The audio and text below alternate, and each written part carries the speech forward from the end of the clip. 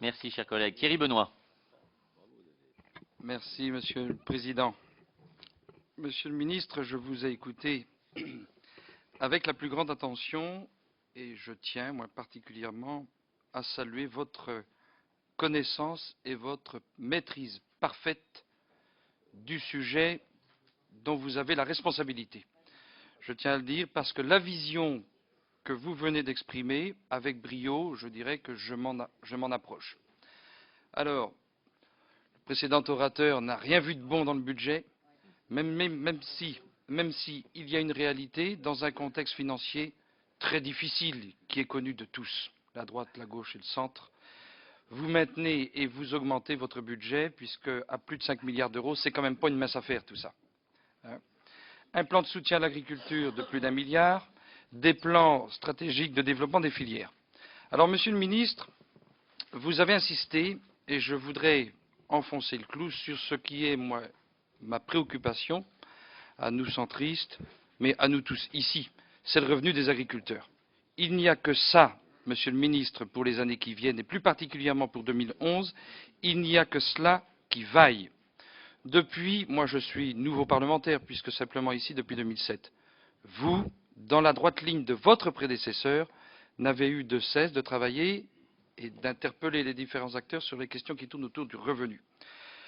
Je considère que, et j'attends beaucoup, moi, du rôle de l'Observatoire des marges et des prix, et je dénonce ici beaucoup de mystères, un manque véritable de transparence quant à ce que vous avez appelé, Monsieur le Ministre, à la répartition de la valeur qui devrait être plus équitable, et il faut le dire, vous l'avez dit, mais il faut le dire, qui devrait se faire au profit des producteurs. On ne peut pas accepter, en effet, cette disparité entre les prix d'achat des produits, des matières premières, des produits aux éleveurs, aux agriculteurs, aux arboriculteurs, et les prix pratiqués auprès de la ménagère, auprès du consommateur. C'est inadmissible.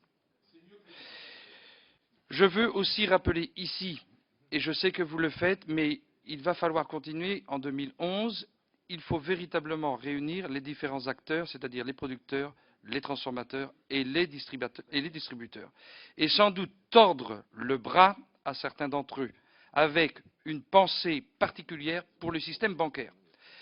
2011 va être pour la France une grande année.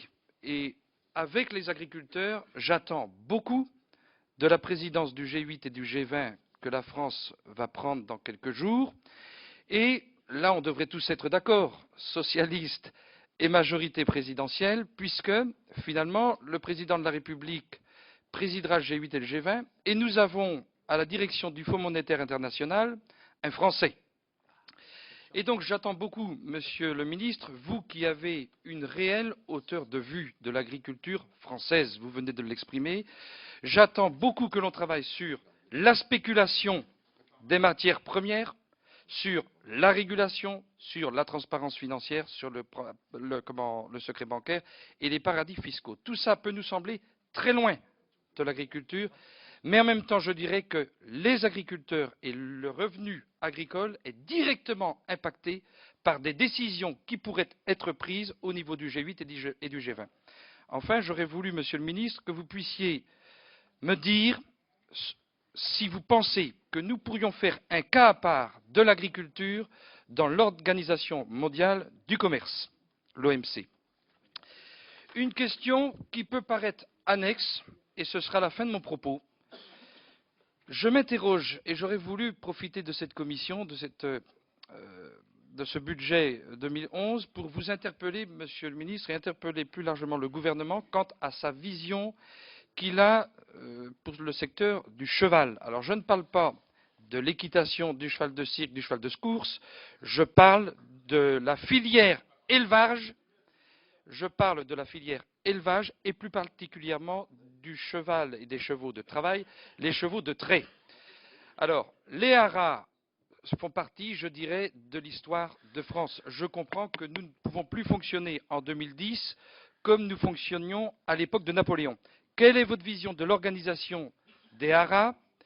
Les studbooks jouent un rôle important et j'ai cru comprendre que vous alliez procéder à des réductions drastiques de leur financement. La question, quelle vision, quel financement, comment assure-t-on, je dirais, la pérennité de ces filières, dont certaines races, je pense au cheval de trait breton, à l'auxois, au boulonnais, au percheron, au coq breton, qui sont parfois des races en voie de disparition. Je vous remercie, Monsieur le Ministre. Monsieur le Ministre.